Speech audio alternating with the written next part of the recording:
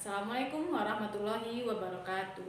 Selamat pagi anak-anak ustazah. Ustazah doakan pada pagi hari ini anak-anak ustazah diberikan kesehatan oleh Allah Subhanahu wa taala. Amin. Anak-anak ustazah, perkenalkan nama ustazah Widiawati, panggilan ustazah Wid. Pada tahun pelajaran ini, ustazah diamanahkan oleh kepala sekolah mengajar BAM pada kelas 5. Ustazah harapkan anak-anak ustazah bisa belajar dengan baik di rumah ya anak-anak ustazah.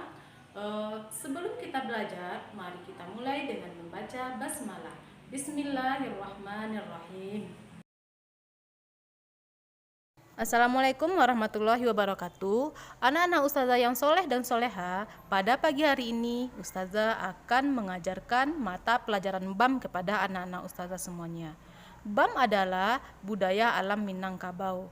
Yang akan mengajarkan BAM di kelas 5 ini ada 3 orang ustazah Nina, yaitu ada Ustazah Widiawati, nanti ada Ustazah Yosi Arisandi, ada Ustazah Lia namanya. Makanya ustazah nanti akan berganti-gantian mengajar BAM di kelas 5 ini. Baik anak-anak ustazah, kita mulai pelajaran kita dengan membacakan basmalah. Bismillahirrahmanirrahim. Anak-anak ustazah yang ustazah sayangi, pada pagi hari ini kita akan belajar tentang menhir. Baiklah anak-anak ustazah, sebelum kita mulai pembelajarannya, ustazah akan menyebutkan dahulu tujuan pembelajaran kita pada pagi hari ini. Tujuan pembelajaran BAM kita pada pagi hari ini adalah bagaimana nanti anak-anak ustazah dapat mengenal, mengetahui, dan memahami makna sejarah Minangkabau, yaitunya tentang menhir. Anak-anak ustazah, kita mulai pelajaran kita pada pagi hari ini. BAM. BAM adalah budaya alam Minangkabau.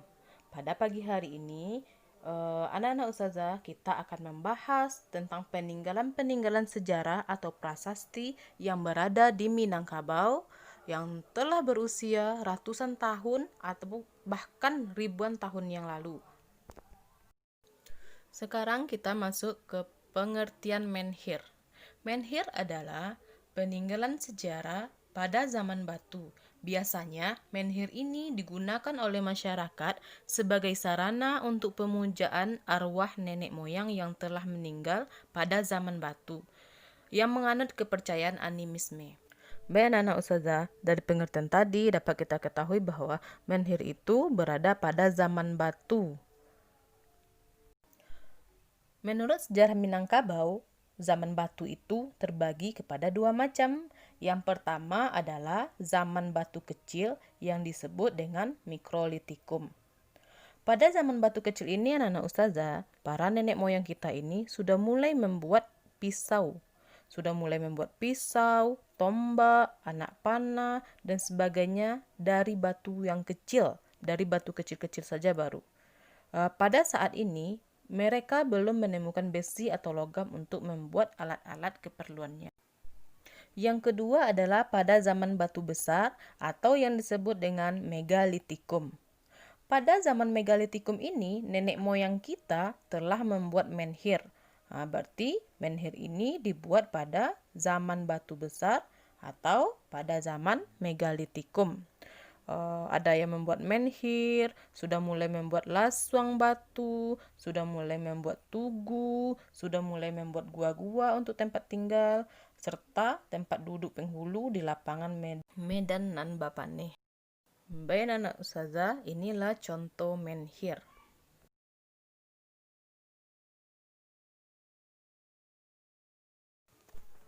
Baik anak ustazah, kita masuk ke pelajaran berikutnya. Mengapa sih nenek moyang kita membuat menhir? Menurut ceritanya, pada masa megalitikum ini ada seseorang yang dituakan disebut dengan Primus Inter Pares. Beliau mempunyai banyak pengalaman dan memiliki ilmu gaib. Kepandaiannya ini diakui oleh kepala suku. Cucunya memanggil beliau dengan sebutan Datu atau Ratu. Setelah Primus Inter Pares ini meninggal, dibuatlah menhir untuk menghormati dan mengingat jasa-jasa beliau. Menurut kepercayaan anak cucunya, pada masa itu, setiap hari baik dan bulan baik, arwah nenek moyangnya itu datang untuk menjaga mereka. Ingat anak-anak ustazah, yang kita pelajari itu sekarang ini adalah pada zaman dahulu yang kepercayaan yang dianut oleh nenek moyang kita dahulu itu adalah animisme. Itu jauh sebelum Islam masuk ke Minangkabau. Nah, sekarang saya tanya kepada anak ustazah, bolehkah kita menyembah batu? Tidak boleh. Kita beragama Islam, makanya kita tidak boleh menyembah batu. Yang kita sembah adalah Allah. Tapi ustazah, kenapa kita mempelajari ini? Nah, ingat anak-anak ustazah, kita mempelajari ini adalah untuk mempelajari budaya alam Minangkabau.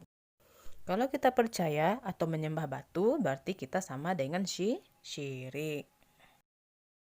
Oke anak-anak ustazah, kita masuk ke pelajaran terakhir, yaitu tentang kegunaan menhir.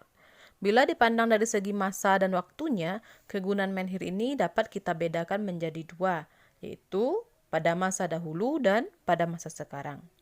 Kita masuk dulu kepada zaman dahulu atau masa dahulu. Pada masa dahulu, menhir digunakan oleh nenek moyang kita sebagai sarana pemujaan terhadap arwah nenek moyang yang telah meninggal. Karena pada zaman itu, nenek moyang kita menganut kepercayaan animisme dan pemujaan arwah nenek moyang merupakan salah satu ibadah bagi mereka. Yang kedua, masa sekarang. Masa sekarang, karena masyarakat Minangkabau sekarang menganut ajaran agama Islam, yang kitab sucinya Al-Quran, yang harus disembah itu adalah Allah. Falsafah adat Minangkabau juga mengatakan, adat basandi syara, syara basandi kitabullah. Jadi, kegunaan menhir zaman sekarang sebagai tanda bukti sejarah bahwa nenek moyang kita dahulu telah memiliki kebudayaan. Nilai-nilai sejarah ini perlu juga kita lestarikan. Demikianlah pelajaran kita pada pagi hari ini anak-anak ustazah. Ustazah harapkan anak-anak ustazah mengulang pelajarannya di rumah. Anak-anak ustazah, ada latihan yang akan antum kerjakan. Anak-anak ustazah bisa menulis latihannya di buku latihan BAM. Ustazah ingatkan, antum menulis latihannya dengan tulisan yang rapi dan bersih. Oke anak-anak ustazah, ustazah ucapkan Assalamualaikum warahmatullahi wabarakatuh.